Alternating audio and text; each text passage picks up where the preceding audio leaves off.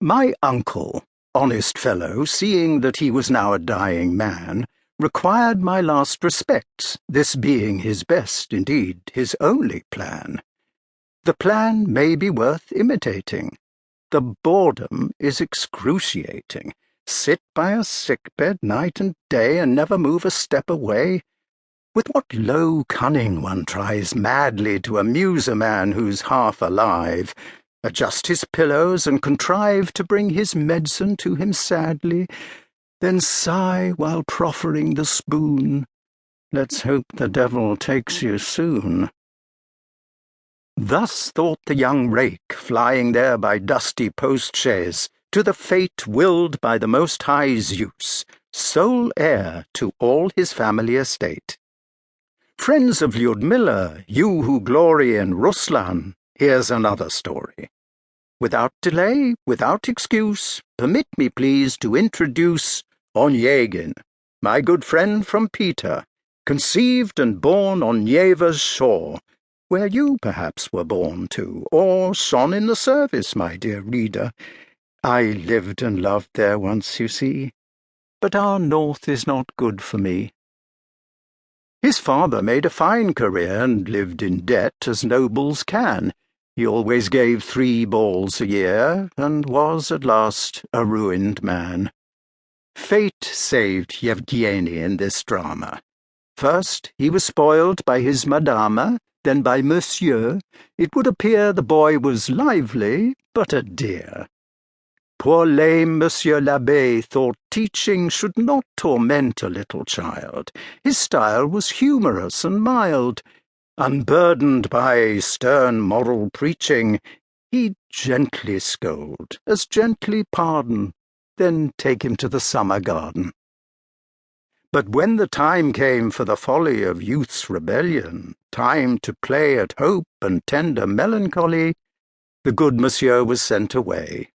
So here's Onegin, full of passion, his hair cut in the latest fashion, dressed like a London dandy, free to enter high society. His French required no improvement.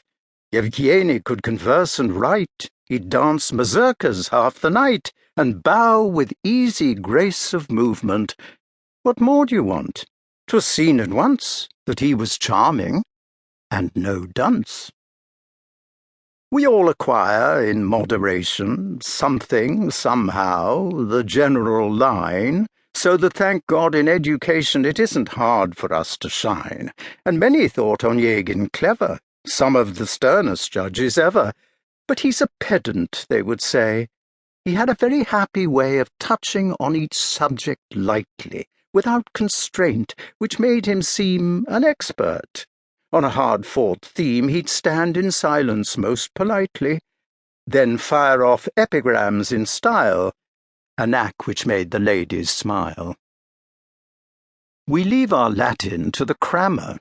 To tell the truth, he knew enough of Latin verse and Latin grammar to make sense of an epigraph, quote Juvenal, and to his betters put vale at the end of letters, recalled the Aeneid, could recite a couplet, sometimes got it right.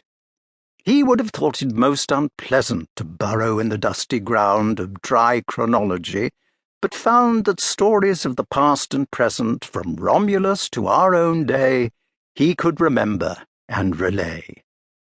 His ear was a touch prosaic for verse. He regularly failed to tell iambic from trochaic, no matter how we poets railed.